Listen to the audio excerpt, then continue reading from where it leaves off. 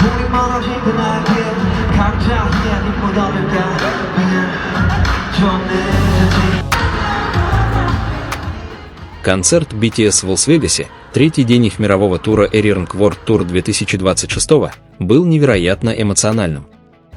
С того момента, как зажглись огни на стадионе Allegiant, все поняли, что это будет одна из самых исторических ночей тура.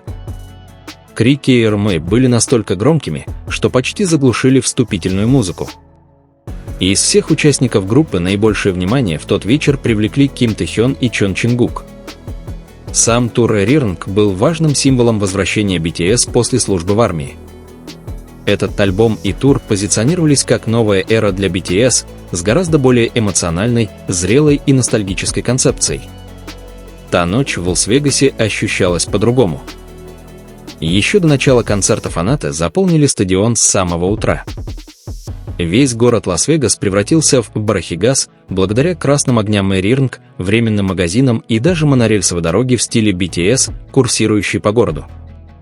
Интересно, что много внимания было уделено и Тэхёну. Его фанаты установили десятки специальных рекламных щитов вокруг места проведения концерта и отеля BTS. Но вся эта эйфория переросла в нечто гораздо более эмоциональное, когда начался концерт.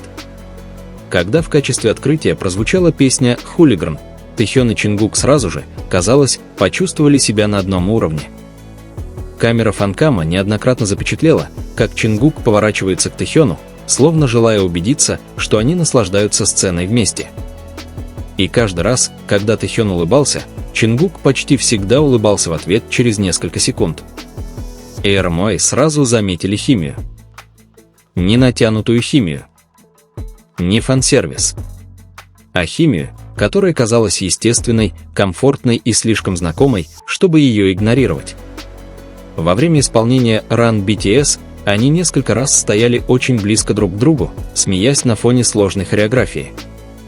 Был даже момент, когда Тэхён слегка потерял равновесие, потому что слишком разволновался и не побежал к краю сцены, и Чингук рефлексивно отдернул руку, посмеиваясь. Возможно, основная камера не сфокусировалась на этом, но фанкам третьего дня запечатлел все очень четко. И с этого момента вся атмосфера концерта стала значительно более эмоциональной. Когда BTS вышли на сцену с песнями из альбома Aeriron, энергия Тэхёна ощущалась совершенно иначе. Многие фанаты говорили, что в тот вечер Тэхён казался более выразительным, чем в предыдущие 2 дня.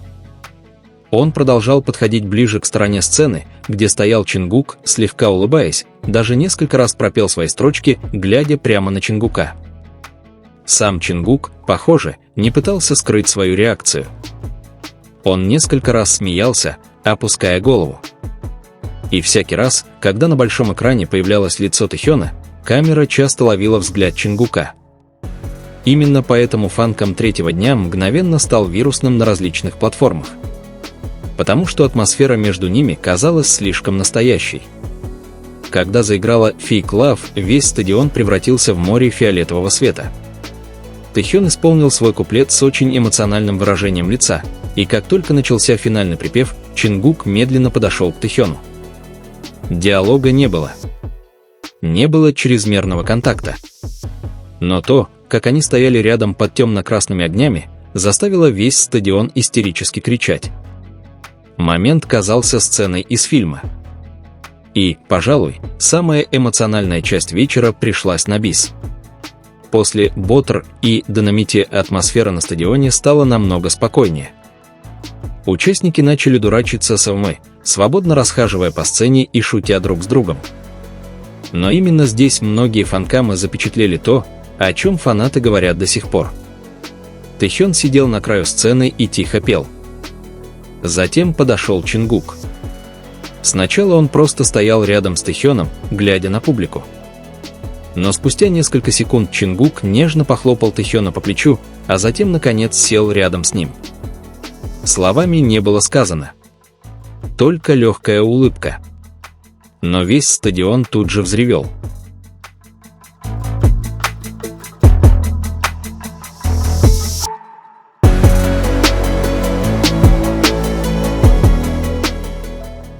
И что сделало все еще более трогательным, так это выражение лица Тэхёна после этого. Он выглядел совершенно непринужденно. Настолько непринужденно. Словно среди тысяч людей и света камер, присутствие Чингука оставалось его самым спокойным состоянием. Многие фанаты говорили, что после службы в армии их отношения стали более зрелыми. Речь уже не шла о чрезмерной эмоциональности, а о той небольшой близости, которая казалась гораздо более искренней. Третий день в Лас-Вегасе это очень наглядно продемонстрировал. Особенно, когда заиграла финальная песня «Into the Sun». Все участники встали в ряд, кланяясь Мэй. Но прежде чем свет полностью погас, Фанком запечатлел, как Чингук снова повернулся к Тэхёну с усталой улыбкой. И Тэхён ответил на взгляд небольшой, очень теплой улыбкой. Это был короткий момент. Но достаточный, чтобы весь интернет заговорил об этом. Потому что посреди грандиозного концерта, света стадионных огней, голосов тысяч фанатов и возвращения BTS в качестве самой большой группы в мире, связь между Тэхёном и Чингуком оставалась неизменной эмоциональной основой. И, возможно, именно поэтому третий день концерта в Лас-Вегасе показался многим таким особенным. И дело было не только в невероятном выступлении BTS. А потому что тот вечер напомнил, что после всего времени, всей суеты, всех перерывов и всех перемен, некоторые отношения сохраняются самым простым образом. Через взгляд. Через легкую улыбку. И через то, как два человека продолжают находить друг друга на сцене, какой бы большой она ни была. И после этого момента многие подумали, что концерт действительно закончился. Свет стадиона начал медленно гаснуть. Некоторые ARMA даже начали направляться к выходам, продолжая снимать выступления на свои телефоны. Но именно в этот момент произошло нечто неожиданное. Снова заиграла тихая инструментальная музыка. Неофициальное вступление к песне. Не видеозапись. Тихая фортепианная музыка наполняла весь стадион в Лас-Вегасе. И почти сразу же фанаты замерли. Потому что на большом экране камера показала Тэхёна, который еще не покинул сцену. Он стоял один справа от главной сцены в огромной черной толстовке, слегка влажной от пота почти трехчасового концерта. Его волосы небрежно падали на лоб, дыхание все еще было прерывистым, но выражение его лица было удивительно спокойным.